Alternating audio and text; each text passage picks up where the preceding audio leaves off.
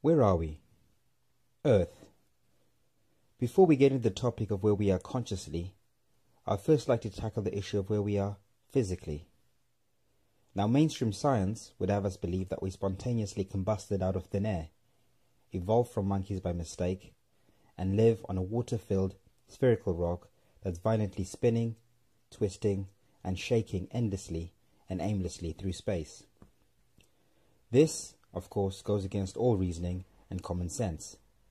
But because this is the collective narrative we are all born into, we all consciously choose to ignore our common senses and reasoning in the name of science. Those of us who have broken free from the social conditioning of blind belief in the name of science have awoken and now realize that our beautiful Mother Earth is not a violently spinning ball like we are told, but in fact a fixed plane, flat and motionless. Yes, Earth is flat, just like our common senses tell us, and just like all ancient cultures and peoples believed it to be and depicted it as. Now, I've heard a lot of people say, it doesn't matter what shape, size or position the Earth is. What difference does it make anyway? Well, if you don't know where you are, that means you are lost. How can you know where to go or where you're going if you don't even know where you are? If we are all lost, then surely we must find our way back. But back to where? This is why it's important to find out where we are, so we can find out where we are going, or at the very least supposed to be going. Now, I won't go into the exact details or proofs of our flat earth realm. There are already hundreds of documentaries, books and channels on this topic for you to peruse at your own leisure. If this is new to you, I highly recommend you search or YouTube any of the names mentioned in the first video. For the sake of sanity or insanity, let's take a reflective and objective look at how Earth could be perceived by someone who is consciously awake, aware and paying attention. Earth, at the moment, could be described as land of the living dead.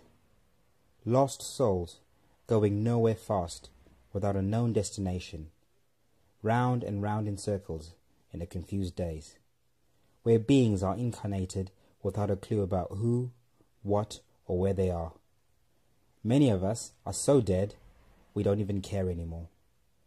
This is a place where everyone is encouraged to join and participate in the cults or cultures of blind belief, blood, flesh and pus consumption, chasing and hoarding pieces of paper, fighting for illusory ideals like politics, religion and material wealth, buy, eat, reproduce, die, repeat.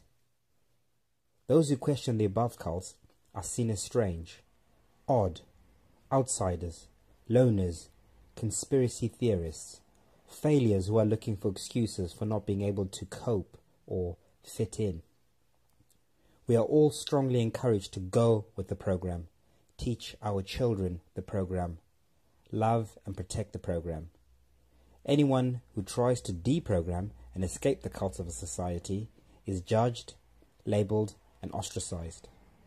Earth has become a prison, where we are the prisoners and the prison guards, policed by the very beings being enslaved, us.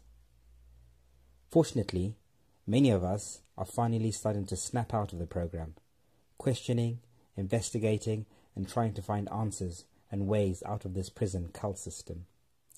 No longer are we satisfied with just going with the program and ignorantly waiting for Father Time, the Grim Reaper, Death, to come knocking on our door. We refuse to willingly feed this cult system. Ignorance is no longer acceptable. Fear is no longer effective. Of course, those who are consciously awake will always be considered crazy by those still consciously asleep. As the great philosopher Plato put it, those who are able to see beyond the shadows and lies of their culture will never be understood, let alone believed by the masses. Close quote. But if you're like me, it doesn't matter. Being considered crazy by those who are still victims of cultural conditioning, well, is a compliment. I'm also conscious to the fact that for many watching this and similar videos, this is just too much information.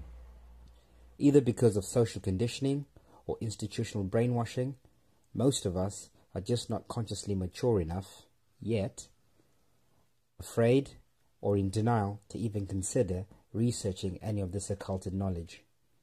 You are probably getting a strong feeling of negative resistance to ignore or ridicule any information that goes against what you think you already know. This resistance is known as cognitive dissonance. However, there are a select few who are immune to this cognitive dissonance. In 1907, Henry Bergson described it best. He said, open quote, "Fortunately, some are born with spiritual immune systems that sooner or later give rejection to the illusory worldview grafted upon them from birth through social conditioning. They begin sensing that something is amiss and start looking for answers. Inner knowledge and anomalous outer experience shows them a side of reality others are oblivious to, and so begins their journey of awakening. Each step of the journey is made by following the heart instead of following the crowd, and by choosing knowledge over the veils of ignorance." Close quote.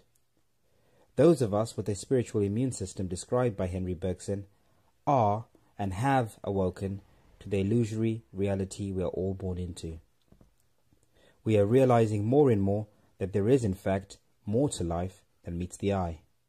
From mid-tier conspiracy theories like 9/11, secret societies, chemtrails, false flags, fake news, money, politics, religion, science, history, the list is endless, to the deeper, more occulted truths being unveiled like our flat earth realm, the black sun of intent, Mount Meru, the tree of life at the North Pole, the power and relevance of blood over intent, the Saturn moon matrix, the crucial importance of sun gazing, veganism and spirituality, just to name a few.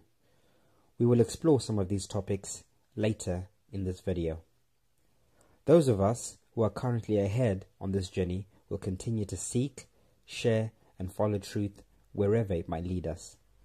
Like the saying goes, truth is like a lion. It doesn't need defending. Set it free and it will defend itself. If you are brave enough to follow that lion, the truth will eventually set you free.